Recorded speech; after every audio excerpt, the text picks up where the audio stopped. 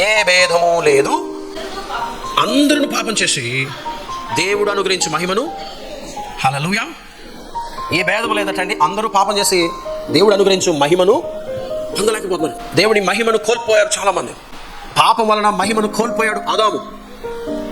ఆదాము ఒకప్పుడు గొప్ప మహిమలో ఉన్నాడు, ఏదైనా తోటలో దేవుని సహవాసంలో ఉన్నాడు. ఆదాముకు కావలసినంత ఆదాముకు దేవుడు అనుగ్రహించాడు. ఎల్లప్పుడూ ఆదాముతో దేవుడు మాట్లాడుతూ ఉండేవాడు. ఆదాము దేవుని స్వరాన్ని వినేవాడు. ఆదాము కూడా దేవునితో మాట్లాడగలిగేవాడు. ఒక చక్కని సహవాసం, ఒక మహిమకరమైన జీవితం ఆదాముకు ఉండింది ఏదైనా తోటలో దేవుని సహవాసంలో. కానీ ఎప్పుడైతే ఆదాము పాపం చేశాడు, ఏదైనా తోటకు దూరం అయిపోయాడు, దేవుని సహవాసాన్ని నుంచి దూరం అయిపోయాడు.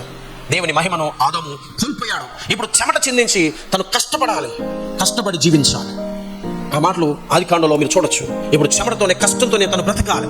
అలాగే స్త్రీ కూడా ప్రసవ వేదన అనుభవించాలి. ఇది వాళ్ళ మీదకి వచ్చేసింది. ఇంతకుముందు ఆదాము హవ్వ గొప్ప మహిమలో ఉన్నారు. కానీ ఇప్పుడు ఎప్పుడైతే పాపం చేశారో ఆ మహిమను వాళ్ళు కోల్పోయారు. ఆదాము లాగానే మనందరం కూడా మహిమను కోల్పోయాం. మనందరం కూడా పాపము చేసి ఆ మహిమను మనం కోల్పోయాం. కానీ ఎప్పుడైతే మనం క్రీస్తు వద్దకు వచ్చామో తిరిగి ఆ మహిమను దేవుడు మనకు అనుగ్రహించాడు. క్రీస్తు లోకానికి వచ్చిందే దాని కొరకు. ఆ మహిమను మనకు తిరిగి ఇవ్వడానికి వచ్చేసాడు. ఏ పాపమైతే మనల్ని దేవుని మహిమ నుంచి దూరం చేసిందో, ఏ పాపమైతే దేవుని సహవాసం నుంచి మనల్ని దూరం చేసిందో, ఏ పాపమైతే మన జీవితంలోకి మరణాన్ని తీసుకుని వచ్చిందో, శాపాన్ని తీసుకుని వచ్చిందో, రోగాన్ని తీసుకుని వచ్చిందో, నాశనాన్ని తీసుకుని వచ్చిందో, సాతాను యొక్క అధికారాన్ని మన జీవితంలోకి తీసుకొచ్చిందో, ఏ పాపమైతే తీసుకొచ్చిందో ఆ పాపాన్ని ప్రభువైన యేసుక్రీస్తు కల్వరి శిలువలో వేళ్లతో సహా పిగిలించి మన జీవితం నుంచి తొలగించేశాడు. దేవుని స్తోత్రం.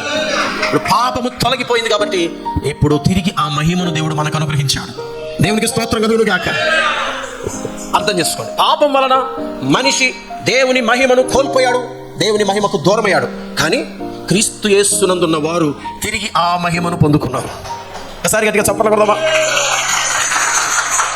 కొలస్సీలకు రాసిన పత్రికలో మీరు ఈ మాటను దృఢపరచుకోవచ్చు. కొలస్సీలకు రాసిన పత్రికలో 1వ అధ్యాయం 27వ వచనాన్ని చదువుదాం. 27వ వచనం. అన్యజనులో ఏ మర్మము యొక్క మహిమైశ్వర్యము ఎత్తిదో అది అనగా మీ అందున్న క్రీస్తు, దేవునికి స్తోత్రం, మీ అందున్న క్రీస్తు మహిమా నిరీక్షణ అయి ఉన్నాడు.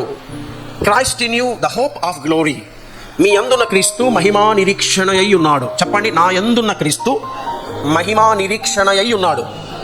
దాని అర్థం ఏంటి అంటే మహిమను మనం నిరీక్షించాం. We hope for the glory. మహిమను మనం నిరీక్షించాం. మహిమ కావాలని మనిషి నిరీక్షించాడు. ఏ మహిమ కొరకు మనం నిరీక్షించామో ఆ మహిమ మన యందున్న క్రీస్తు ద్వారా దేవుడు మనకు అనుగ్రహించాడు. సో ఇప్పుడు క్రీస్తు నాలోకి వచ్చాడు, క్రీస్తులోకి నేను వచ్చేసాను కాబట్టి ఇప్పుడు ఆ మహిమను తిరిగి పొందుకున్నాను.